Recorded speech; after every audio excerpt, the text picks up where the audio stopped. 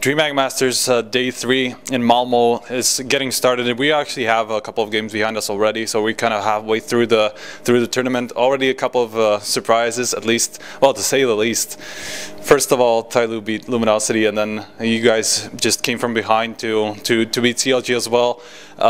Before we get to all this tournament, let's just go back to Fnatic a little bit and kind of the hiatus that you had after that. I know JW mentioned a lot that you were gonna put together your own team, kind of start from the scratch. So just tell us what the original idea was for you after the Fnatic era. I mean, for me, it was, first of all, I had to take a break because of my wrist. So I took a break for like 2.5 months. Then I started talking to Devilwalk and Twist and Piff, actually, and Puff as well. But then Piff went to NIP, so we took in Snyder, and then Devilwalk also got problems with his hand, so he couldn't continue. We took in Lekro, and yeah, that's basically how this team formed. Yeah. So answered your question, sorry. Yeah, I'm pretty sure it did. What about those two that you kind of, as you said, you kind of the plan kind of fell apart, the original one at least. So how do you think those two fit to your idea, to the original idea now? I mean, I'm actually happy it turned out this way, to be honest. Like, I don't know what else to say. I'm happy. I'm really happy with the team. So talking about the new organization, GODSENT, what's the idea behind that? Because obviously we've seen Astralis do it before. So is that the same idea? Do you have the same kind of thinking behind it? I would assume that it's similar thinking, but starting our own brand is something I have wanted to do for probably 4 or 5 years. Like, I mean, I didn't really thought about it seriously before, but it has always been like a dream or something. Like, I obviously want to stay in esports and stay relevant in esports, and what better way to bring up your own team and your own brand? And everyone in the team is really excited about it, and I honestly think that a lot of teams might go this way in the future if us and Astralis and maybe some other, if it shows to be successful.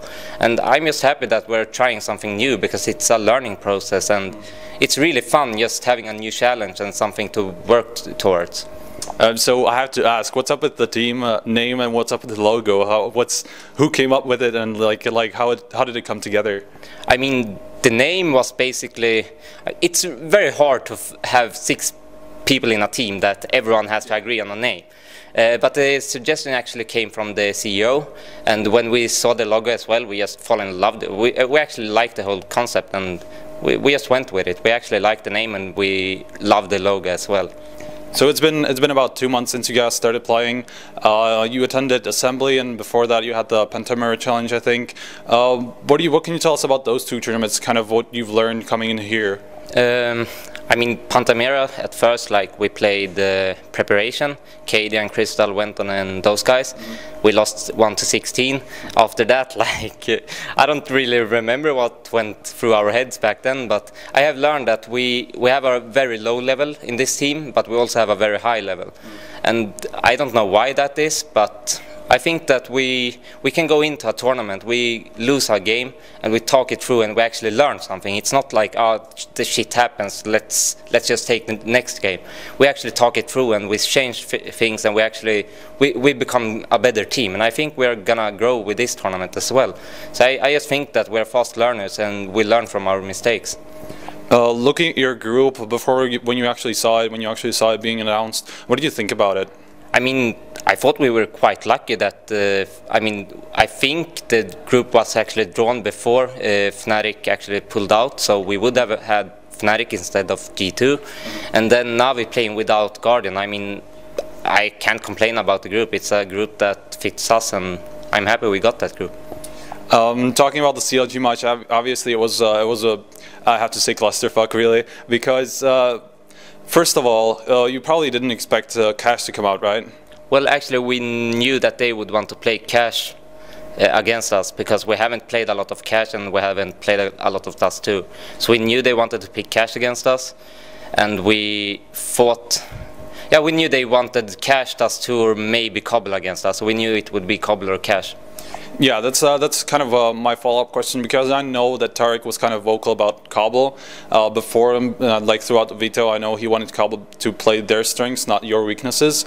Talking about more about overpass, obviously Twist and Snyder both that's gonna take some getting used to. Schneider both played really well, but it was pretty much down to the wire. It was 12-3. What was kind of going through your head after that point, after the 12-3, after the first half? I mean, we just basically said that this is typical us. We just played a shit T side. What are we doing? Like, we need to calm down, and because it was like everyone had these ideas in their heads. Like, it was very stressed. People talked over each other, and we couldn't come up with a decision that. Like, if I made a call mid-round or something, then someone didn't have the nades, but he didn't say he didn't have the nades, and it was just very stressed. It was stressed in TS, and I think it was some nerves, and I don't know. We just talked it through, and we just said that we played shit. Let's just try to do the best we can as CT, and then we have 2 maps more if we fail. That's what we said, and yeah, we managed to do the comeback anyway. So. Going over to Cash, I talked with Snyder a little bit before that, and he said that he kind of got some things from Dignitas and stuff like that. So how did it work? How did Cash work, considering that you said you haven't really practiced it for a long time? I mean, we have practiced it before, but we kind of gave up on it because we just thought that we were shit on it. But like in practice games, we didn't. I mean, everyone knows how to play the map, but against certain teams, the meta changes all the time, and we just had a lot of problems that we thought that we couldn't fix before this tournament. But at the same time, when you are at the tournament, you can also check what the other team are doing. You can watch demos. So, I mean, we just watched what they were doing and try to play against them and not on our own stuff, because we really don't have that much. But Snyder had a lot of good calls actually on Cash, like especially as CT. So we just went with it, and yeah, it went good. Talking about first place teams, obviously there have been quite a lot of surprises here. Dignitas is first, Mousesports is first, and the last one should be Virtus Pro. The one of the 3 that you're going to beat, we still don't know the draw, how it's going to work out. So what can you tell us about each of those matches, Dignitas, Mousesports, and Virtus Pro? What do you think is going to fit you better?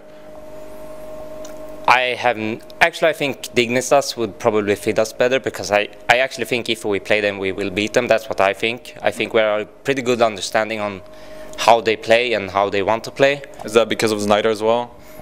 Yeah, probably, but also like, I mean, we have watched them played a lot, and we think we know how they think with their decisions and stuff like that. But I mean, they are a good team, and it's not 100% sure, but I would prefer to play them at least.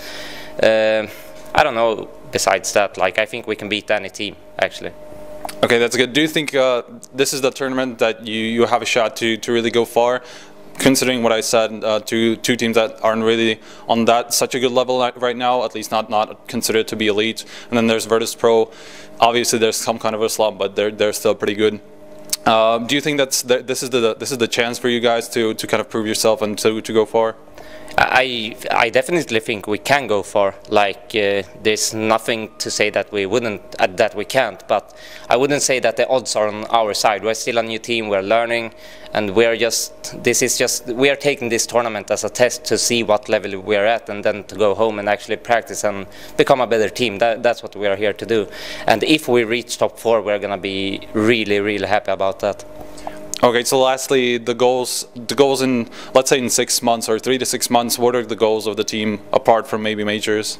I mean, we obviously want to reach the top 10. That's the first goal, just to be in the top 10 in the world. And then after that, we're going to set up new goals. Obviously, the long-term goal is always, like, everyone wants to be the best, but we're going to keep it realistic and reach the top 10 first, and we're going to take it from that. All right, thank you very much. Do you have any last words, shout-outs to new sponsors maybe? No shout-outs, just thanks to all our sponsors and everyone that are supporting us. All right, so that was Pronax from Day 3 at DreamHack Masters Malmö. Stay tuned to HLTV.org as we're going to come back with more interviews in the coming hours and days.